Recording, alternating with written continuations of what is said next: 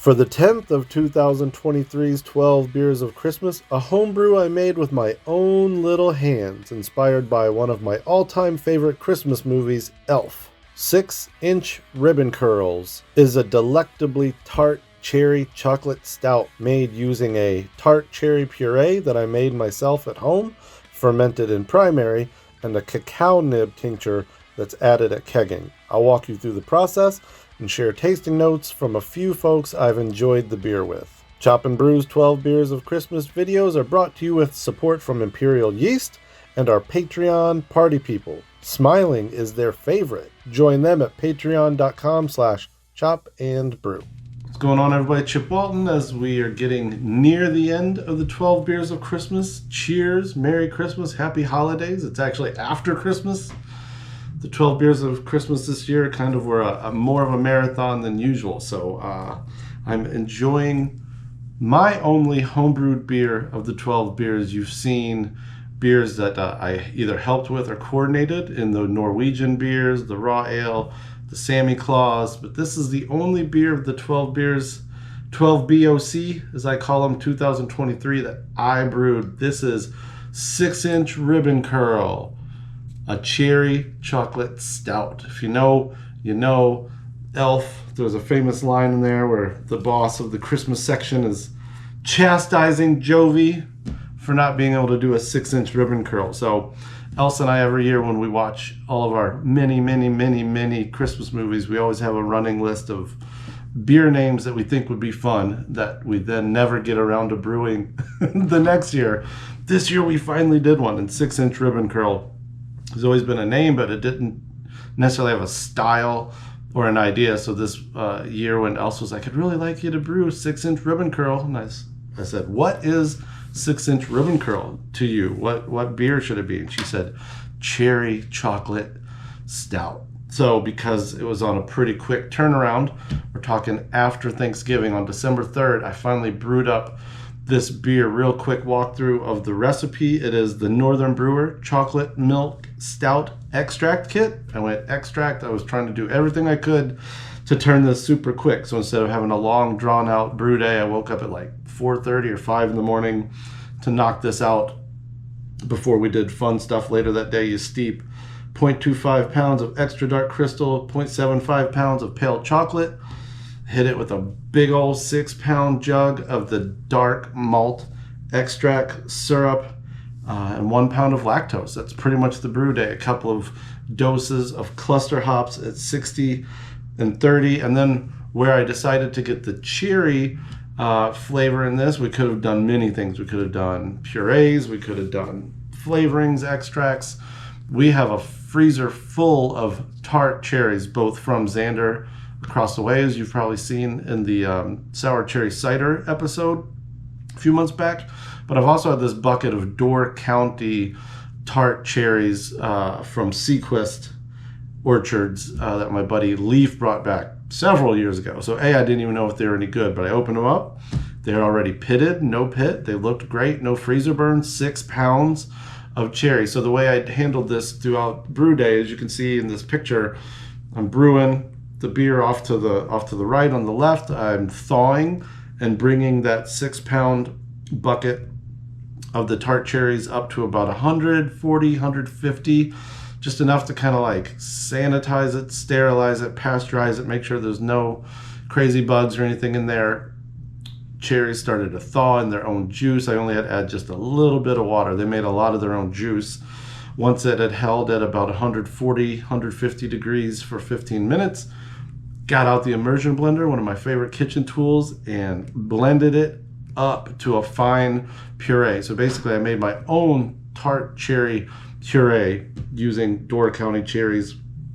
Again, timeline is kind of squished here. I usually maybe would have just done that in secondary, but since I wasn't anticipating an actual secondary, boom, put that right into the primary fermenter, racked the cool wort on top of it.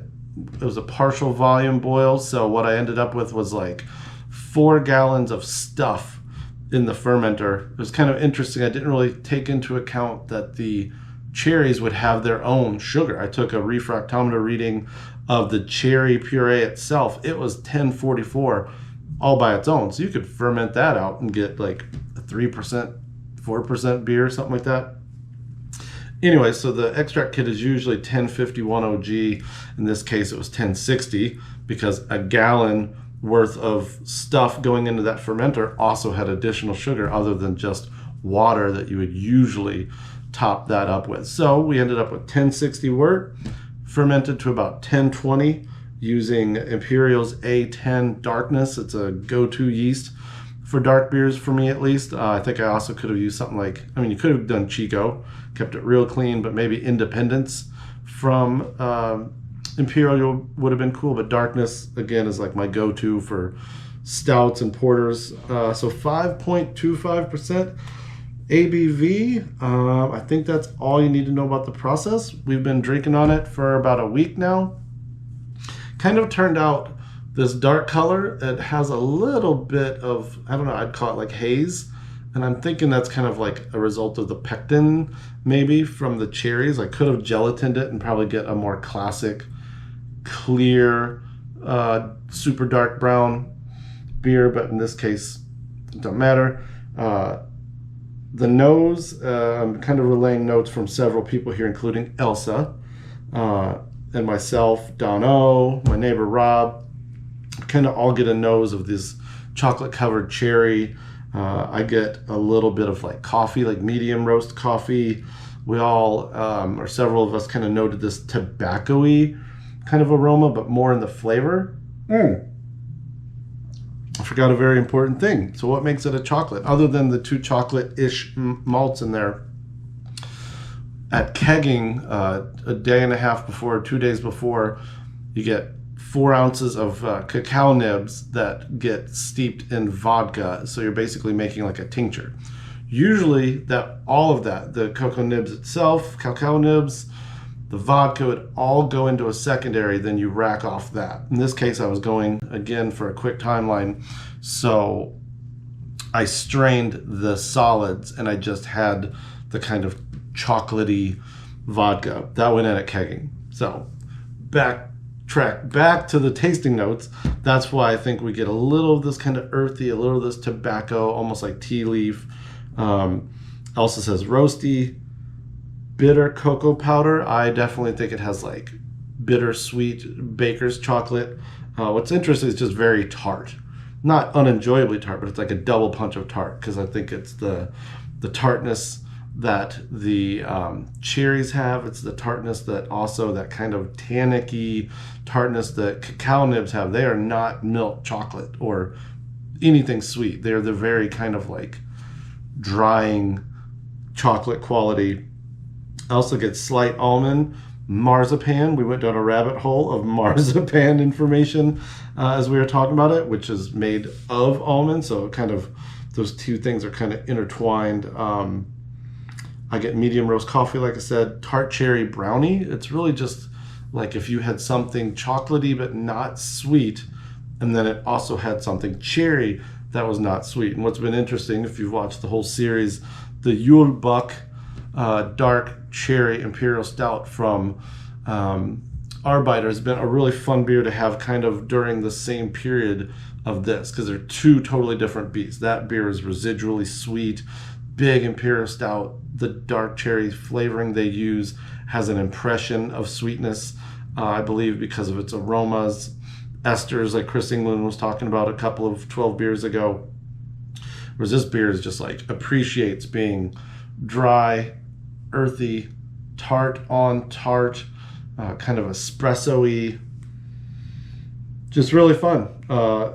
First time brewing extract in a little bit. First time brewing period in a little bit. And definitely the first time probably the first time I've fermented fruit in primary since the California Clementine in the way back brewing TV days when I put the Clementines right into the fermenter. One interesting thing that was kind of interesting, our neighbor Rob came over and he had already had a little red wine in a jelly jar with him, and when he tasted this and we were telling him how we got Tart and Tannic, he kind of didn't get those. He thought it was more just like this dry, chocolatey stout, and I think that's because the red wine and the red grape notes, those tart flavors, those deep, dark berry flavors, kind of canceled out from the wine to the beer, and he almost tasted just like a chocolate stout. So that was kind of interesting. I think he had to like get his palate kind of used to the beer for a minute in order to like pull the tart cherry out. But when you're not drinking red wine before you drink this beer, the tartness jumps out at you. Nice double layer.